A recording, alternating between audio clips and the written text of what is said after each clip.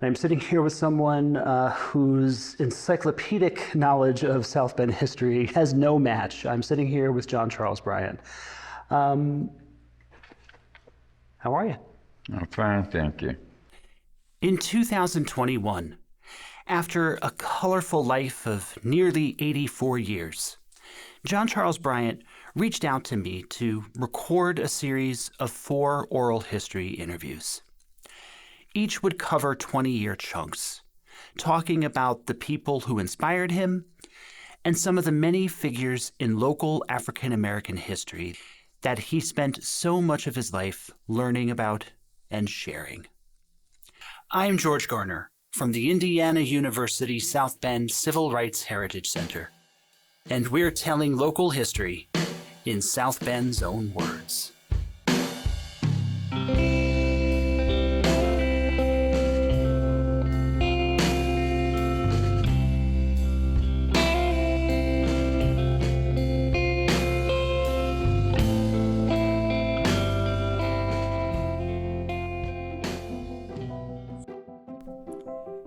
Part 1.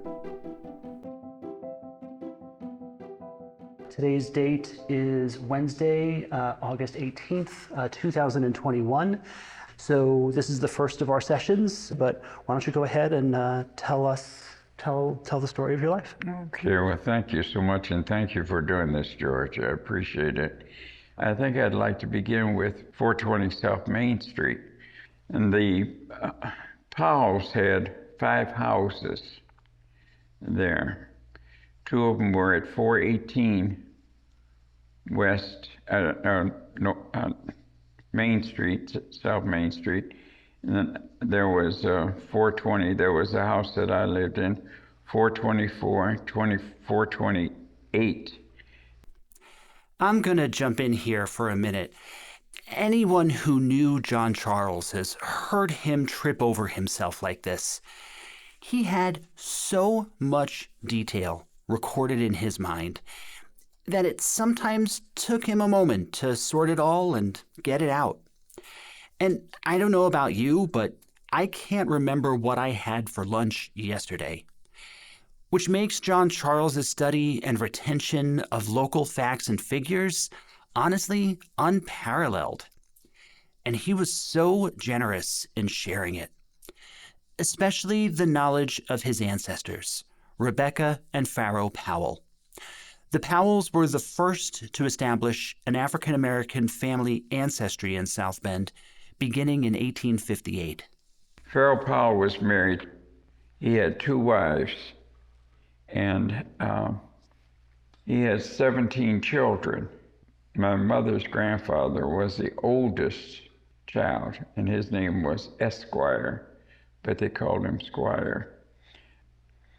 Our family came from North Carolina in the 1850s. People migrated from the North Carolina, South Carolina, and Virginia. You had to leave because if you were a free black, you had to leave those states. Otherwise, you would become an indentured slave. You left those 3 states, and it took you like 90 days to get just to Indiana. Our church was located 1 block away. And of course, you're talking about Olivet AME Church, Which was at 310 West Monroe Street. And that is the first black church in South Bend, Indiana, and that was founded by Farrow Powell and then a couple of his children. One of his daughters was one of the trustees, and the church was started in the 1870s. My mother was a church organist at Olivet Church. She was there for 40 years. What was your mother's name again? Georgia May Ward Bryant. From his great-grandparents down through his mother, John Charles had this incredible legacy in South Bend the minute he came into this world. I was born in South Bend in 1937. That makes me 83 years old. I had a wonderful life on Main Street. I had my duties as a child. I had to dust the table rungs, and then if I mopped the kitchen floor, we'd put newspapers on the floor to save it for an extra day before you had to mop the next day, or maybe you mopped a couple of times a week. On Saturday mornings, I lived 1 block from the library. There was a children's hour that was spent where they told stories and things like this.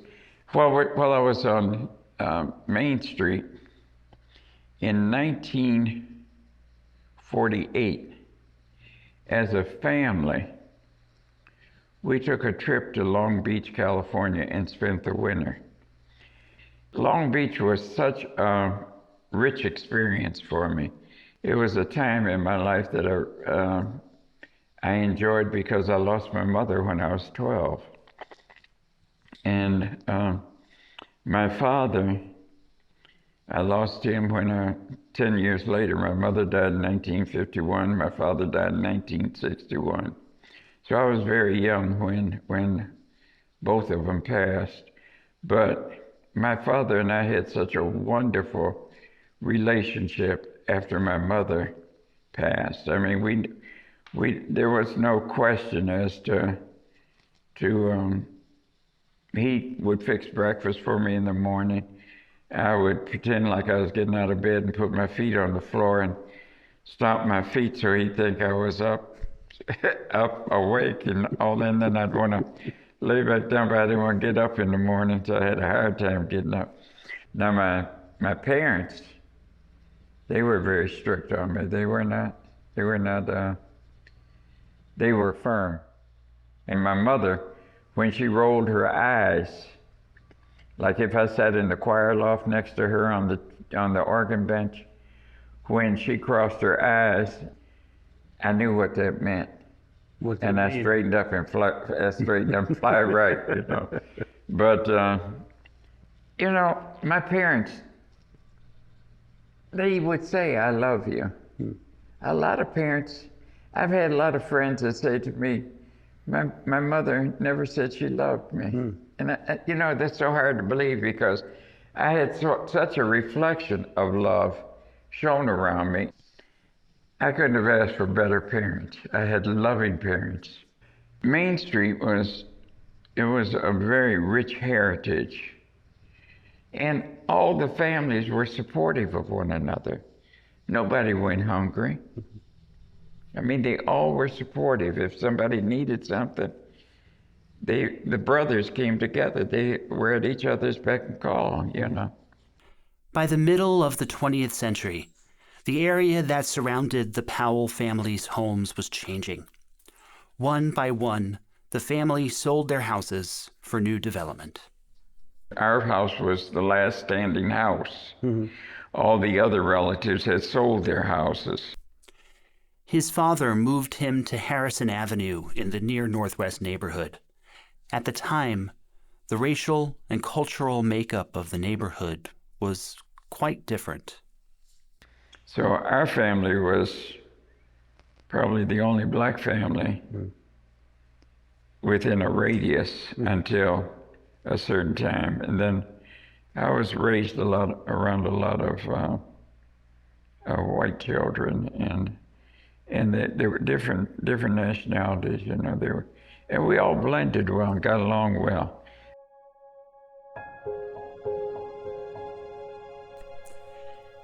John Charles was deeply proud of his African-American identity and his history. And he also had very light skin. This put him in a position where some who looked at him did not immediately register him as African-American. And that ability to pass as white opened some doors that were closed to others. Like, for example, swimming at the segregated natatorium. I used to come to the natatorium. Whenever I wanted to come, I'd come. I didn't know anything really about segregation, but I was not I never felt segregated. Always was a part of whatever was in the community. But Your Boy Scout troop, was it integrated as well? I was there, yeah. But Were you the only person of color? yeah. But I was accepted.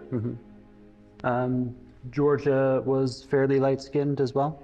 Very fair. And your father was very light-skinned too as well, right? My father was very light-skinned. In fact, my father, he really looked Italian, or just to see him walking down the street, you would just thought he was, you wouldn't have thought him as black.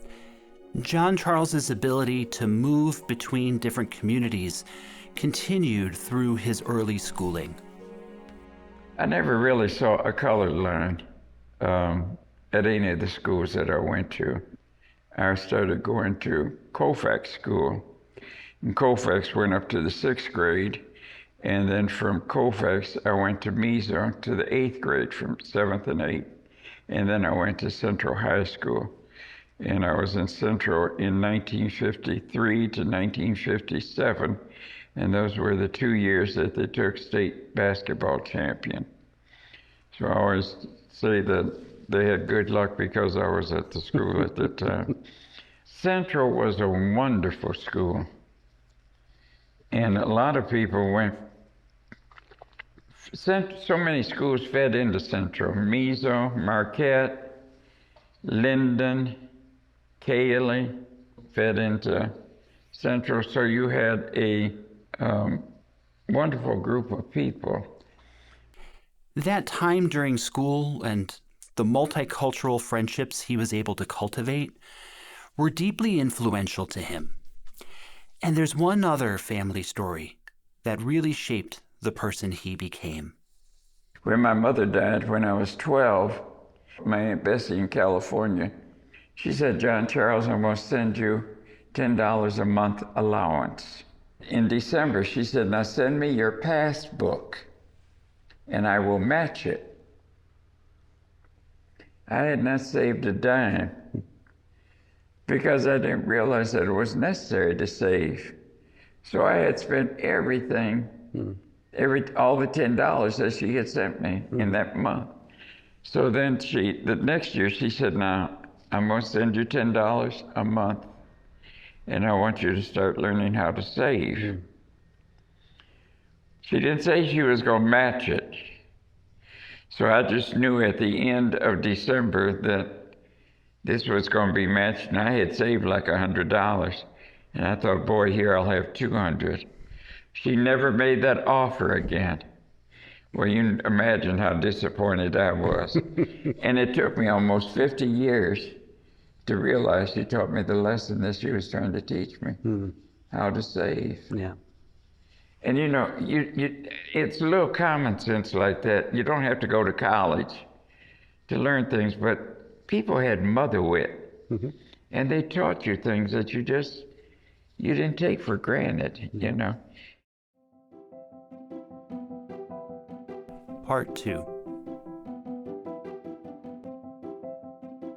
This is John Charles Bryant recording on the 15th of August. Oh, 15th of September. September, Yeah. I'm sorry. We lost a whole month. 2021 with George Garner at the Natatorium. We have done one part of my growing up. When I got out of high school, I went directly to California. I was able to get a job in Los Angeles. In 1957 was the year that the Dodgers moved to California. So I was able to get a job, and I was making seats, and I was cutting them out on a jigsaw. And I would cut cushions out, and then the workers would pinch them together. They had a glue that they pinched the material at the ends, and then they put it into a Dodgers jacket, or whatever they did at that time. believe it or not, I was making $10 an hour, It's a lot. which was a lot of money in 57. Yeah. So in November to August of the following year, I was able to save over $800, which was a lot of money, plus living in the city and going back and forth to Long Beach and enjoying life there in California. When you went to California, was there a part of you after graduating high school that wanted to stay in South Bend? Or were you really excited to get away? You know what? It was exciting. So I was just enjoying life. I was, as I said, like Gene Brody, I was in my prime, you know, I just loved California. And LA was wonderful, you know, and then you go to Hollywood and you'd see different movie stars driving big Cadillacs and big cars, and they'd have the tops down and all that. But I never thought about coming back to South Bend at that time. I mean, I knew I would probably come back at some point, but it was a whole new life. Mm-hmm. Every day was summer. It was the first rude awakening that I ever had of realizing that nothing stays the same. My father had a heart attack in 1958, and he asked me if I would stay in South Bend for a while till he felt more comfortable. Well, I had a round-trip ticket for a year, so I planned to continue to still go back. And I didn't go back. John Charles returned to South Bend to care for his father. And he found a job in the laundry department at the University of Notre Dame. I didn't have the most welcome experience at Notre Dame. Why not? First of all, you weren't making any money. There wasn't a union there then. I think I made $1.82 or something like that in Notre Dame. Down from $10 an hour that you were making in California. And, I would bundle the students' laundry in bags. So it became very, very, it was struggling those years. And then one of the incidents that happened in Notre Dame when I was working there were two of us that were black that worked in the laundry and dry cleaners. And my foreman came up to me and he told me that they were having a picnic. This picnic was going to be held off campus at a park in Elkhart. But that we could not be invited to it because they could not bring black people. Ooh. We were not welcome. I think there were signs there that no blacks and they were welcome there, you know. And they wondered if we would take $10 and just go have lunch somewhere or something. Whoever this manager was at the University of Notre Dame, they offered their two black employees $10 each not to come to a segregated picnic. They chose that path instead of challenging segregation, or even just finding another park. But for John Charles and his colleague, they had to make a choice themselves over whether to take the money or take the risk of speaking up. Now, keep in mind, $10 then is worth about $100 today. And so the choice wasn't easy. Because you got to remember, you weren't only making like $40 a week or something at that time. So the two of us took the $10. That didn't go down well, but you just accepted it. You didn't make waves, and it was just a thing that there were certain things that were accepted and certain things that you just knew where to go and you didn't ask questions. John Charles spoke more about the tension that he and other light-skinned African Americans lived with. if you're very light complected, you're shunned by a lot of blacks as well. He also used two terms, blue-veined and paper sack brown. For those who don't know, blue-veined means that your skin tone is light enough for the blue color in your veins to show through the skin.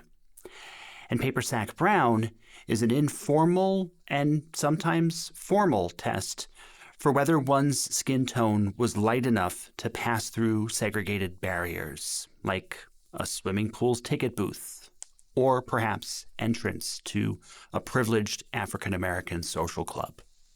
If you were paper sack brown, you could go places. And so they thought that you thought you were better than they were. And people had this stereotype for a long time, you know. John Charles faced that dual challenge of sometimes being told not to come to, say, a Notre Dame picnic, and other times having doors opened that others would not have been able to walk through. For example, he told a story of winning a week's worth of dance lessons at a downtown studio. So after my week of dance lessons, I asked, did they give classes to colored children? And they said, oh, no. And so at that time I said, well, you're a liar, because you just gave one to me, you know. And I didn't say it that nicely. I probably said, well, you're a damn liar, because you just gave, which I wouldn't say today, but I would do it with more diplomacy now. But at that time. Sounds like they needed to hear that without any diplomacy. But as I heard him speak about this experience, I also heard someone who has witnessed so much change in South Bend. He can look in his mind's eye and remember places that dotted our community for decades.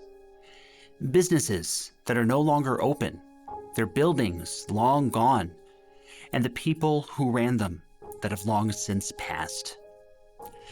This really came out when he spoke about the impacts of official desegregation during the 1960s.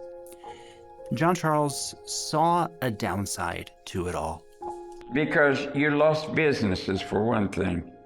Blacks had their own businesses, cleaners, dry cleaners. You had Mr. Parks down on Chapin Street, who had a dry cleaners. And then there was a cleaners over on Linden, right across from Linden School, and it was called Burns Cleaners. And then you had another cleaners that was run by the Howard family. And the granddaughter is Alicia Redding now, who is one of the editors of the Tribune. But they had their own businesses. You've got to remember that white people have always been invited to go into black establishments. It's black people that have not been invited to go into white establishments. Mm-hmm. I mean, you know, we have very few black restaurants right now. Yeah. I mean, Chapin Street was basically all black businesses in the 400 and 500 block of Chapin Street. So, you know, people have come a long way and people have arrived, but the thing is, you've got to, as the boy said, you've got to pull that 90%. Everybody has not arrived. Everybody has not achieved. And we have to look back and help those that haven't had what we've had. Looking back and helping others is something John Charles did frequently, particularly with Indiana University. A few years ago, I was able to start a scholarship at Indiana University in the arts in memory of my mother and father. So it's George Award and John C. Bryant and John Charles Bryant Scholarship. Nice. In the arts. So you have to give back. You can't just take. And when you know, with everything, I've given my talents, my whole life has been to giving and serving, giving service. Mm-hmm. I don't have a lot of regrets. George. I really, we all have regrets. We all would do things different. But personally, I don't have a lot of regrets. Can we cut off there? We can cut off.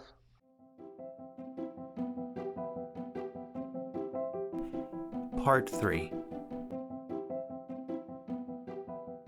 It is Thursday, October 28th, 2021. We're here for the third of what we presume to be 4 sessions with John Charles Bryant. My father passed away in 1961. When my father died, I got very, very lonesome because my father and I had quite a bond with one another. I had taken up some nursing courses in California, but a friend of mine who was doing private duty asked me to help him in the summer one year. And then I left Notre Dame and I went to take care of a wonderful man by the name of Mr. A.G. Rumpf. And Mr. A.G. Rumpf was the secretary and treasurer for Mr. Erskine. And Mr. Erskine was the president of Studebakers. And his wife was also quite ill, but she had 3 nurses with her, and then he had 3 people with him. People are sick 7 days a week. Right. So I was able to fill in weekends, and as soon as I left one job, another one was waiting for me. So after I left Mr. Rumpf, I went with a man by the name of Harry Clark. He was 87, I believe. And they asked me to go to Florida with them for the winter. And I spent the winter with them. Then they had a housekeeper in Florida who did cooking on her days there.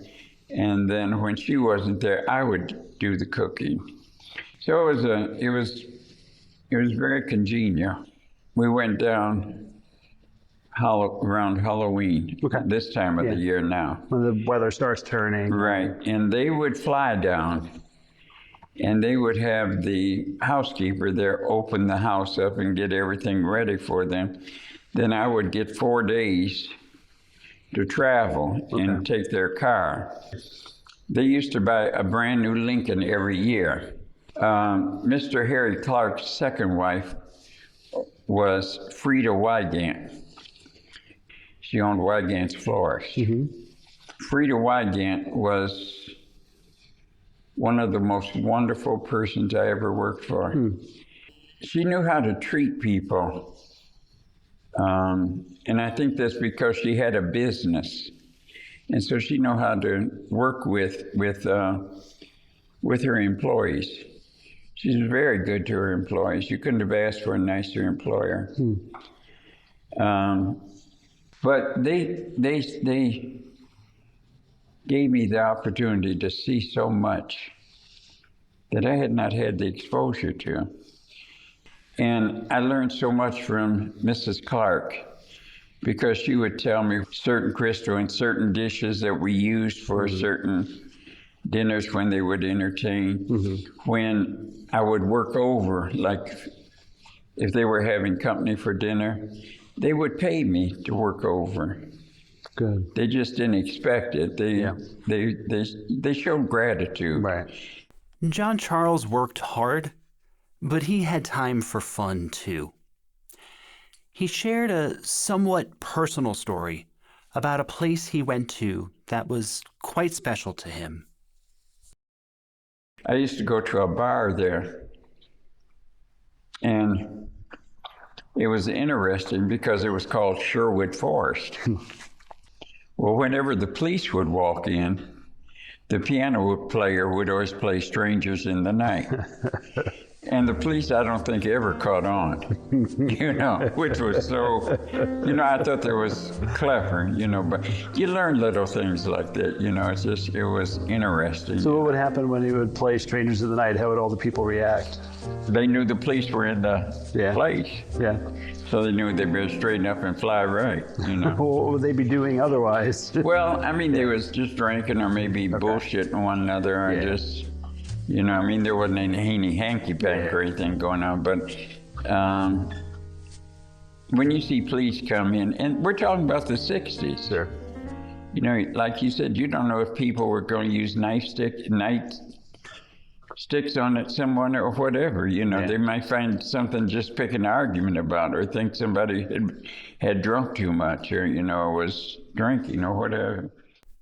You may have noticed that he never explicitly said why the police were frequently targeting that piano bar. He left that up to us to read between the lines. There were other moments, too, where his multiple identities, especially as a light-skinned African-American, were highlighted. Then I had a friend that came down to visit, and he had such a bad experience down there. We went to the Orange Bowl. The Orange Bowl is in Miami. And so after John Charles and his friend Scotty drove in, they found a hotel room.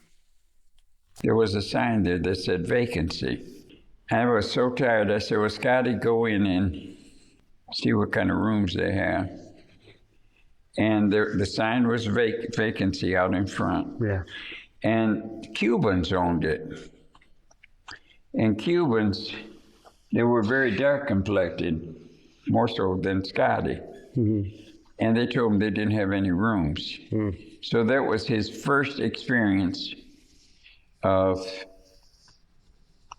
prejudice. Yeah. So he got all upset about that and got up in arms. I said, well, let me go in.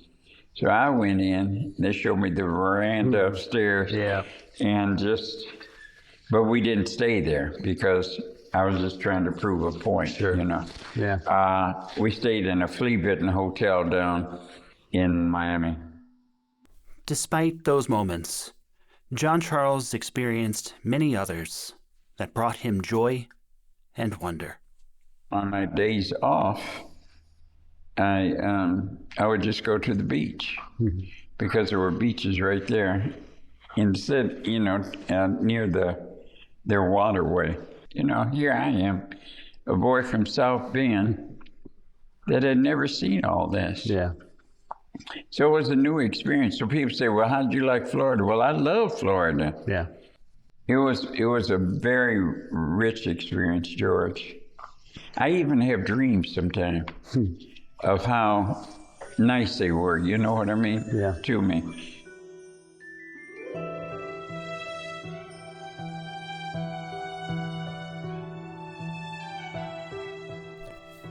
Earlier, when he was talking about his mother and father, John Charles talked about the 1940s musical Carousel. The main character dies by suicide after doing some really harmful things to the people he said he loved.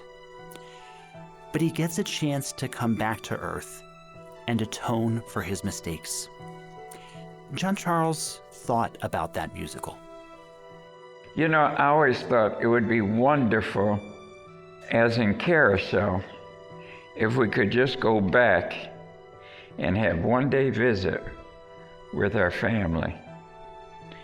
It would just be wonderful if God would have given us a day that we could have one day back with our parents for 12 hours or 14 hours or whatever. We'd all would have stories that we would want to ask, and why and what caused this and what caused that. And you would think of all the hundreds of questions that you would like to ask that you didn't think about asking at that time,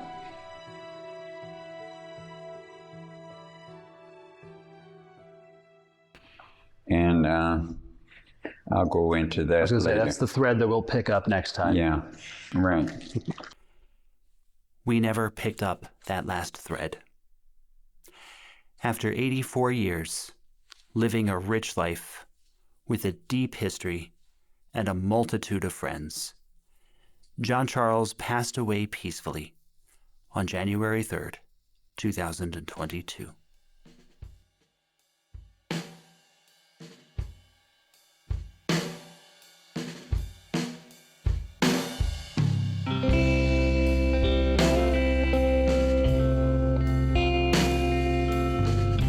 South Bend's Own Words is a production of the Indiana University South Bend Civil Rights Heritage Center. It was written and hosted by me, George Garner. This episode was produced by John Watson from the Ernestine M. Racklin School of the Arts at IU South Bend. Kevin Tinmarsh was the co-creator, and its theme music was by Josh Woodward.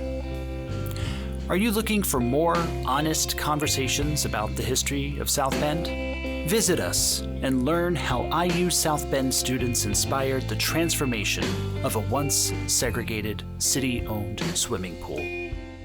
We offer guided tours and put on numerous public events that show how the history of oppression echoes through this city today. See and hear more history, or plan your visit, all at crhc.iusb.edu.